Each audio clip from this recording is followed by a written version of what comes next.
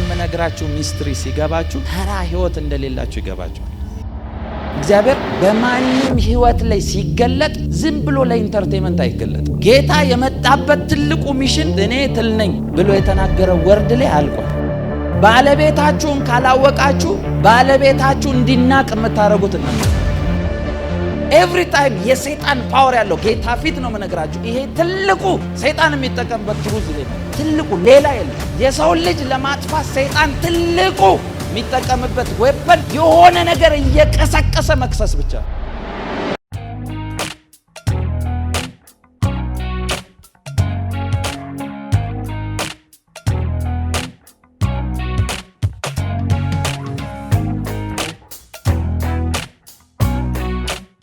ዛሬ የስብከቴ ርዕስ በዋጋ ተገዝታችኋል የሚል ዋጋችሁ እንዲገባችሁ ነግራችኋል። መጽሐፍ ቅዱሳችሁን ከያዛችሁ አንደኛ ቆሮንቶስ ምዕራፍ 6 ቁጥር 19 እና 20 ከእግዚአብሔር የተቀበላችሁት በእናንተ የሚኖረው የመንፈስ ቅዱስ ቤተ መቅደስ እንደሆነ አታውቁምን? በዋጋ ተገዝታችኋልና ለራሳችሁ አይደላችሁም። ስለዚህ በሥጋችሁ እግዚአብሔርን አክብሩ። በዋጋ ተገዝታችኋልና ስለዚህ ምን አድርጉ? በሥጋችሁ ኢየሱስ ጌታ። መዝሙር 22 ቁጥር 6 ቁጥር 1 መጀመሪያ አንብበውና ከዛ ቁጥር 6 አምላኬ አምላኬ ለምን ተውከኝ? እኔን እስከ ማዳን ከጩኸቴ ቃል ሩቅ ነህን? ይሄንን ቃል የት ነው የምታውቁት? ማን ሲናገር? መዝሙር 22 ጠቅላላ ስለ ኢየሱስ ነው የዘመረው ዳዊት። ሙሉ መዝሙር 22 ስለ ኢየሱስ ነው ያወራው፣ ስለ ሌላ አይደለም ያወራው። እዚህ ቦታ ልክ ሲጀምር አምላኬ አምላኬ ለምን ተውከኝ? ጌታ ኢየሱስ እንደውም በሌላ ወርድ ነው አይደል ያለው? ኤሎሂ ኤሎሂ ላማ ሰበክታኒ አይደል የሚለው?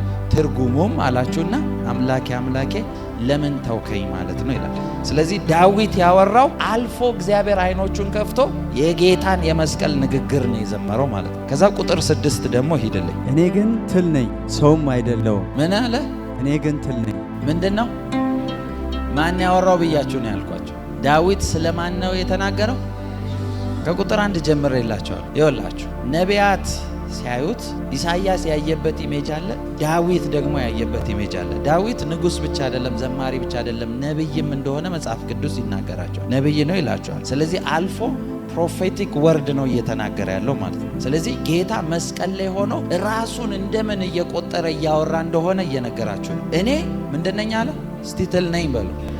ጌታ እያወራ እንደሆነ ሚስትሪውን ስነግራቸው ይገባቸዋል። እኔ ትል ነኝ አለ። እሺ ቁጥር 6 እኔ ግን ትል ነኝ ሰውም አይደለሁም። እኔ ትል ነኝ ሰውም አይደለሁም አለ። ማን ያለውን ያልኳችሁ? እዛው ምዕራፍ ቁጥር 15 እስከ 18 ያለውን አንብብልኝና እንቀጥላለን። ኃይሌ እንደ ገል ደረቀ፣ በጉሮሬም ምላሴ ተጣጋ። ኃይሌ እንደምን ደረቀ?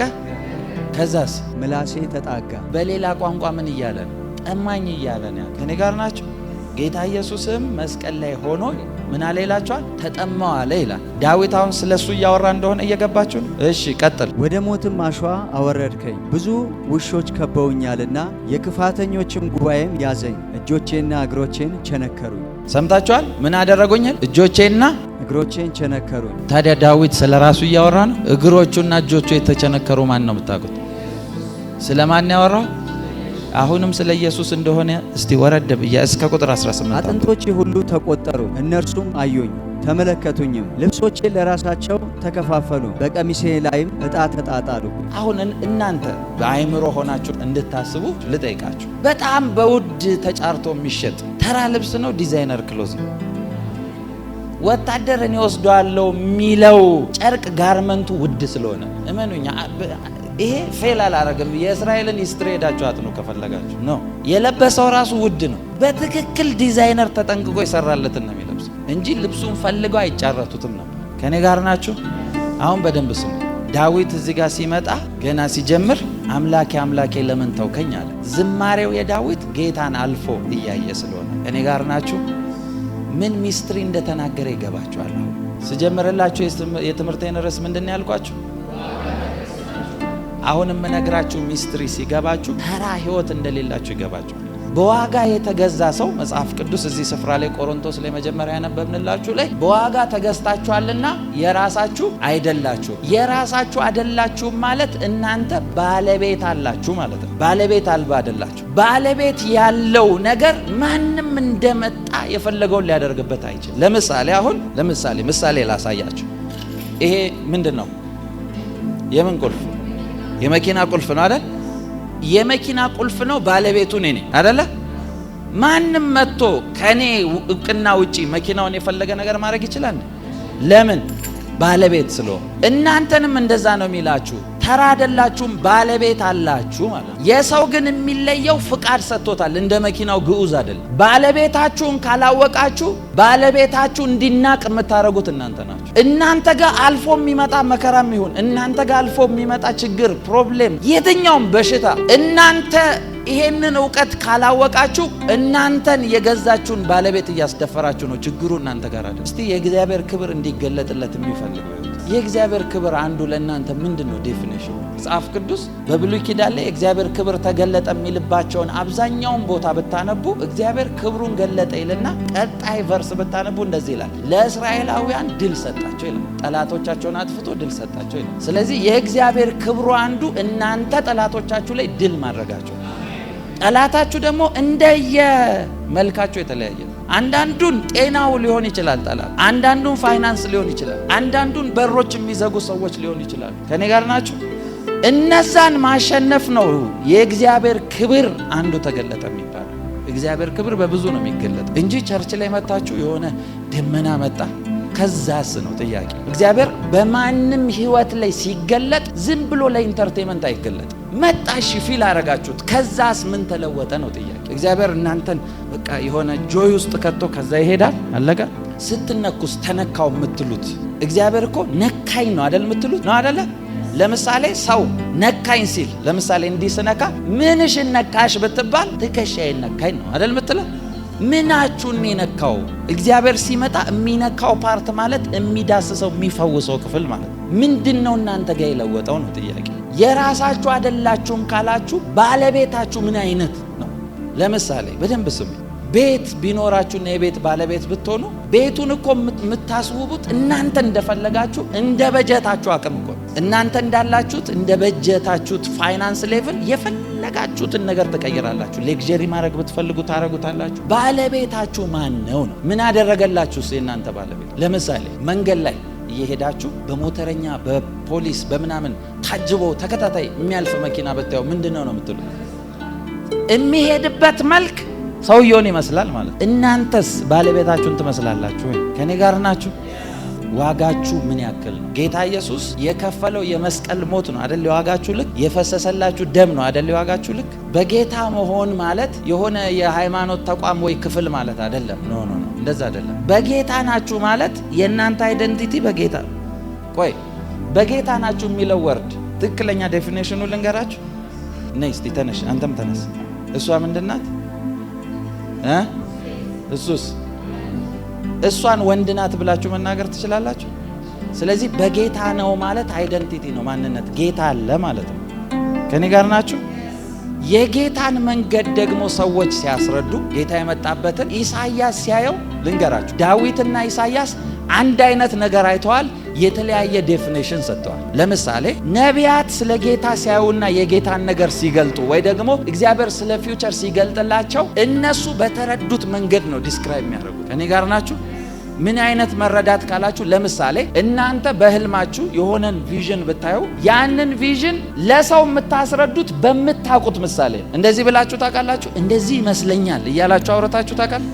ያንን ነገር ወደሚመስለው እየጎተታችሁ እግዚአብሔር የሚባለው አምላክ ምን እንደሆነ ስለማታውቁት እግዚአብሔርን ደግሞ ፊት ለፊት የሱን መልክ አይታችሁ ስለማታውቁ እግዚአብሔር እናንተን ለመናገር አንዳንድ ጊዜ እኛን በህልም ያሳያችሁ። እኛን አይደለም እያያችሁ ያላችሁት፣ በሚገባችሁ ቋንቋ እግዚአብሔር እያወራ ስለሆነ። ስለዚህ ነቢያቶችን ቪዥን ሲያዩ በወቅቱ በሚገባቸው ነው የሚገልጡት። ለምሳሌ ስለ ምድር ፍጻሜ ስለ መጨረሻው ሲያወሩ ካወሩት መካከል አንዱ ሕዝቅኤል ይባላል አይደል? የሕዝቅኤልን መጽሐፍ ዲፕ ፕሮፌሲዎች ነው ያሉት እና ሕዝቅኤል የእስራኤል ሕዝብ ሁሉ በምድር ላይ ተበትኖ አየ እና ያያቸውና መጨረሻ ላይ የፕሮፌሲው ፍጻሜ ኢንዱ ሲመጣ ምን አለ? ከየዓለም ክፍል ሁሉ ይሰበስባቸዋል አለ። ሲያይ ምን አለ? የሚሰበስብበትን ቪዥን ሲያይ በንስር ክንፍ ይሰበስባቸዋል አለ። የዛን ጊዜ አውሮፕላን የለም።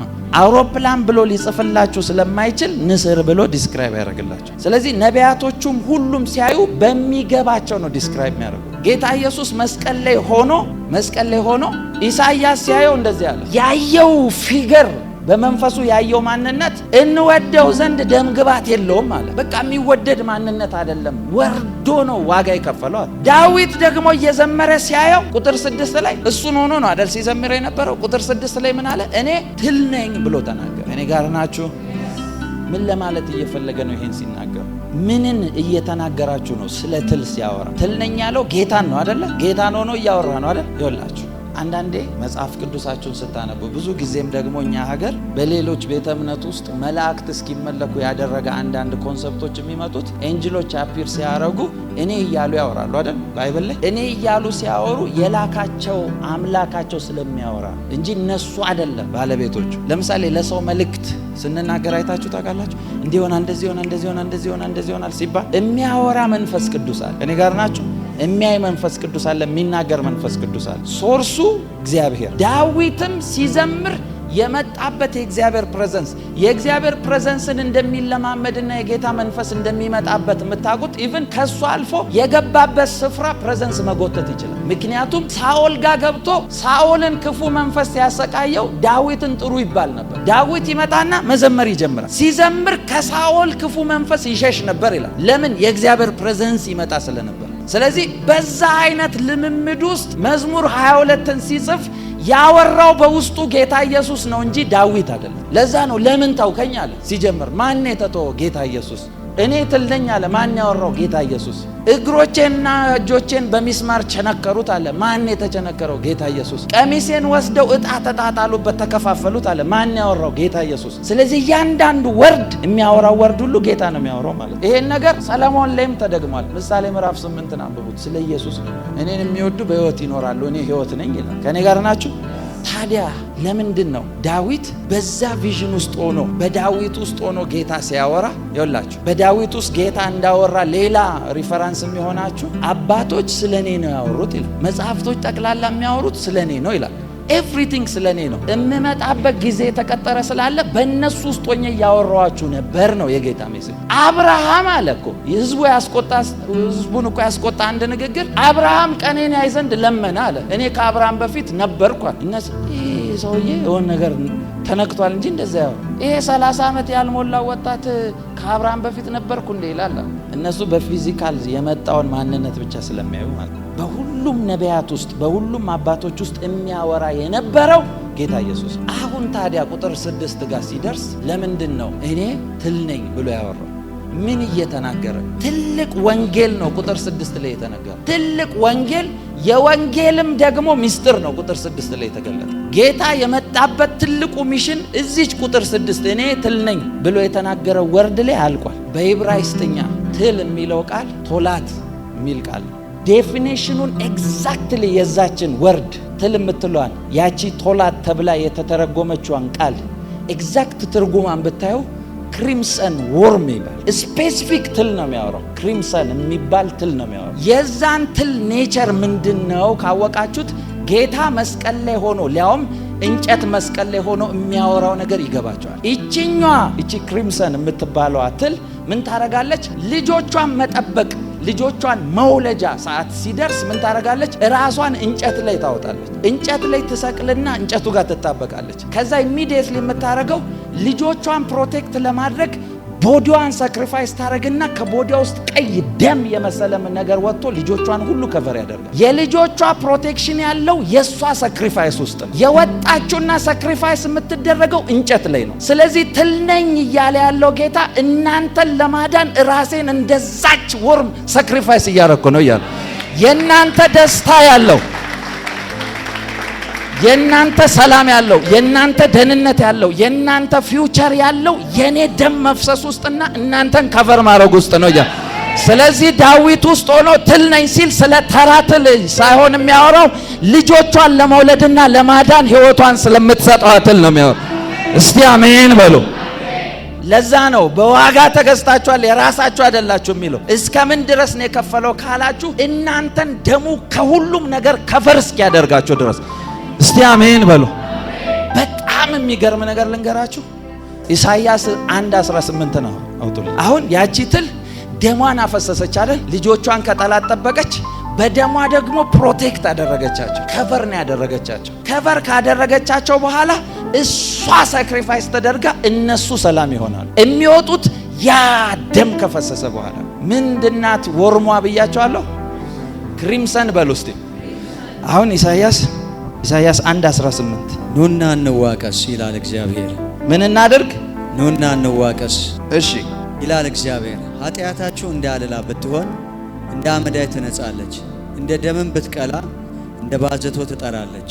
እንደ ደም ብትቀላ እንደ ባዘቶ ትጠራለች ነው አይደል የሚለው?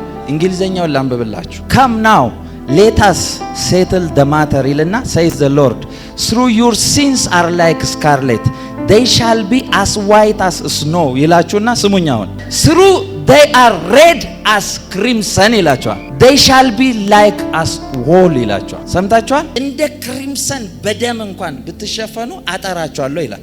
የዚች ትል ሌላ የሚገርመው አስገራሚ ኔቸሯ ምንድነው? ደሟ ሁሉ ፈሶ ልጆቿ ከቨር በተደረጉበት ሰዓት ሙሉ ያ ደም የመሰላችሁ ነገር ነጭ ዋይት ሆኖ የሆነ ጨርቅ ያወጣ። ደሙ ሙሉ ለሙሉ ከቨር ካደረገ ከፈሰሰ በኋላ ነጭ ፒውር ዋይት ሆኖ ይቀየራል። ደሙ ያ ማለት ምንድነው? ደሙ ከፈሰሰ በኋላ ሌላ አይነት ክስ፣ ሌላ አይነት ጥፋት፣ ሌላ አይነት እናንተ የሚኮንን የለም። ሲታይ ነጭ የነጻ ነው። ለዛ ነው ኢሳይያስ ኑ እንዋቀስ፣ እንደዚህ ትል ደም ከፈሰሰባችሁ ነጭ ትሆናላችሁ፣ ትነጻላችሁ። እስቲ አሜን በሉ። በኢየሱስ ስም እጸልያለሁ። እናንተ ላይ የትኛውም ክስ ያመጣ ሰው፣ የትኛውም ክስ ያመጣ ጠላት፣ የትኛውም ክስ ያመጣ የናንተ ጠላት፣ የትኛውም አጋንንት ቢሆን ከፈሰሰው ደም የተነሳ ነጻችኋል። እስቲ አሜን በሉ። እስቲ አሜን በሉ። ገባችሁ? አሁን ትል ነኝ ሲል ሚስጥሩ ገባችሁ? ያቺ ትል ኤግዛክትሊ የሂብሩ ወርዷ ክሪምሰን ነው የሚለው። እቺ ደግሞ ሌሎች ልጆቿን ለመጠበቅ የምትወልዳቸውን ፕሮቴክት ለማድረግ ደሟን ሳክሪፋይስ አድርጋ ምልክት የምታደርግ። የደሙ ደግሞ ኔቸር አቆሽሾ እንደሌላ ደም አይደለም፣ ነጭ ይሆናል። ከዛ የሚወጣ እንትን ሌላ ነገር ይሰሩበታል፣ ይለቀማል። ያ ነጩ እንትን እንደ ጨርቅ ይሆናል። ምን አይነት ኔቸር ነው? ደም ሆኖ የተቀየረ ነገር ነጭ አድርጎ አጥርቶት ከቨር ለሌላ መስሪያ የሚያደርጉት። ያውም ደግሞ እንጨት ላይ ተለጥፋል። ሌሎች ነቢያቶች እኮ በእንጨት የሚሰቀል እርጉም ነው ይላል። ስለ እርግማን አይተው ተናግረዋል። ዳዊት ግን ሲያይ እንጨት ላይ የተሰቀለው ትል ነው። ምን አይነት ትል? ልጆቹን ለመውለድ ራሱን አሳልፎ የሚሰጥ። ለዛ ነው መጽሐፍ ቅዱስ ነፍሱን ስለ ወዳጆቹ አሳልፎ ከመስጠት የሚበልጥ ከዚህ በላይ ፍቅር የለም ይላል። ይሄ ደም አንጽቷቸዋል። አሜን። እናንተ በዚህ ዋጋ ነው የተወለዳችሁት። በሄዳችሁበት ሁሉ ጌታን ያገኘ ሰው ይሄ ዋጋ ያወራል፣ ይሄ ደም ያወራል። ክስ ቢመጣ እንኳን የኋላ ክስና ኩነኔ አይመለከታችሁ። ለምን? ደሙ ካረፈበት ደቂቃ ጀምሮ ቆሻሻን ሁሉ አጥርቶ አንጽቶ ነው የሚያሳየው። ለዛ እኮ ነው ይኸውላችሁ፣ ሰይጣን ቆሻሻ ክስ ያለበትን ነገር ነው የሚፈልግ። ክሳችሁን ለማንሳት እግዚአብሔር ደግሞ ንጹህን ነገር ይፈልጋል። ለምን? በእግዚአብሔር ፊት ቆሻሻው መልስ እንደሚያሰጥ ሌላ ፓኒሽመንት እንዳለው ያውቃል። ስለዚህ የእናንተን መቀጣት ነው የሚፈልገው። እናንተ ታውቃላችሁ ሲኦል ለሰው ልጅ እንዳልተሰራ። ኔቨር የሲኦል ኦሪጂናል ፐርፐስ ሰዎች እንዲገቡበት አይደለም፣ የወደቁት እንዲቀጡበት ነው። ብቻውን መጥፋት ስለማይፈልግ ግን ህዝብ ይዞ ይጠፋል። ዲያብሎስ በተሰራ ሲኦል ነው ሰው የሚገባው። በሄደበት ሁሉ ክስ ነው። አማኝ ሆነ ጌታን ተቀብለሃል ማለት ኩነኔና ክስ አይሰራባችሁ። ለዛ እኮ ነው ሐዋርያው ጳውሎስ ስለገባው ይሄ ሮሜ 8 ላይ የወንድሞች ከሳሽ ተጥሏል ይላቸዋል። በክርስቶስ ኢየሱስ ላሉት አሁን ኩነኔ የለባቸውም ይላል። እስቲ አሜን በሉ። ለምን? ኩነኔውን ያጠበው የናንተ ባህሪያችሁ ትሁት መሆን በቃ ትቻለሁ ብሎ መቀመጥ አይደለም። የፈሰሰው ደም ነው ክሊን ያረጋችሁ። እስቲ አሜን በሉ። ይሄ ደም ነው ያነጻችሁ። ለዛ እኮ ነው ከሳሽ ባህሪው ይሄ ነው። የሆነ ነገር ያያል አይደል? ከዚህ በፊት ብያቸዋለሁ። የኃጢአት ኃይሉ ያለው የሰራችሁት ድርጊት ጋር ሳይሆን አልፎ የሚኮንናችሁ ነገር ጋር። ኤቭሪ ታይም የሰይጣን ፓወር ያለው ጌታ ፊት ነው መነግራችሁ። ይሄ ትልቁ ሰይጣን የሚጠቀምበት ትሩዝ ይሄ ነው። ትልቁ ሌላ የለም። የሰው ልጅ ለማጥፋት ሰይጣን ትልቁ የሚጠቀምበት ዌፐን የሆነ ነገር እየቀሰቀሰ መክሰስ ብቻ። ብዙ ሰው እንዳይንቀሳቀስ ፓራላይዝ ያደረገው የድሮን የሆነ ሚስቴክ። አንዳንዴ እንደዚህ ያደርጋል። ጥቂት ነገር የተበላሸቿን ይመጣና እንዲህ ስላላረክ ነው እንዲህ ስላላረክ ነው። ሰዎች ራሳቸው ሪዝን የሚሰጡ ነው የሚመስላቸው። ወይኔ ይሄን አድርጌ ቢሆን ይሄን ቢሆን ያ የሱ ኔቸር። ጌታ የውላችሁ እንኳን ጥቂት የተበላሸ ነገር አይደለም የተበላሹና የተበሉ ዓመታትን የሚመልስ ጌታ ነው። እስቲ አሜን በሉ።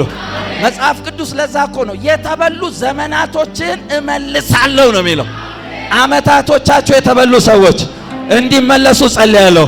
ዓመታቶቻቸው እንዲካሱ ጸልያለሁ። እስቲ አሜን በሉ።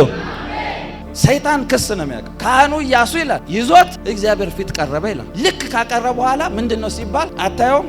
ይኸው እድፋም ነው የለበሰው። ይሄ እኮ ያስኮንኗል። ካህኑ ነው እድፋም ይኸው በኃጢአት ተጨማልቋል ሲል እግዚአብሔር ግን በእድፉ አይደለም የከሰሰው። ምን አደረገ? እድፋሙ ነው አይደል? አውጡትለትና ነጩን አዲሱን አልብሱት አለ ይላል። እስቲ አሜን በሉ። የትኛውም ሕይወታችሁ ላይ ያለ የሰይጣን ክስ እንዲነሳ ጸልያለሁ። ብዙ ሰው ባለፈ ነገር ነው ወጥመድ ውስጥ አስቀምጦት ያሰረው። ብዙ ሰው እንደው እግዚአብሔር ምስክሬ ነው። ሰውን ጌታ በስህተት እንኳን ያገኘው ላይፉ ይቀየራል። እንኳን ፐርፐስሊ መታችሁ አይደለም በስህተት ቢያገኛችሁ ታሪካችሁ ይቀየራል። እስቲ አሜን በሉ። የኛ ጌታ እኮ ቀጠሮ የሚይዝ አምላክ አይደለም። ድንገት አግኝታችሁ ስቶሪያችሁን የሚቀይር ነው። እስቲ አሜን በሉ። የብዙ ሰዎች ታሪክ ይቀየራል ዛሬ። የብዙ ሰዎች በረከት ይለቀቃል ዛሬ። የብዙ ሰዎች ሕይወት ይቀየራል ዛሬ። እስቲ አሜን በሉ። በኢየሱስም ይሄን እናገርባቸዋለሁ። ይሄን እናገርባቸዋለሁ። ይሄን እናገርባቸዋለሁ። እንደው በጌታ ጌታን በተጠጋውት ቁጥር ስለ ጌታ እያወቅኩ በመጣው ቁጥር ምን ያህል ሲምፕል ራሱ እንደሚያደርግና ምን ያህል እንደሚወድ ሰውን ነው እየገባኝ። ሰዎች ሲፈወሱ ድፍረት ምንድነው ካላችሁ የጌታ ህርት ነው። እኔ አይደለሁ ጌታ ፊት ነው የምነግራችሁ።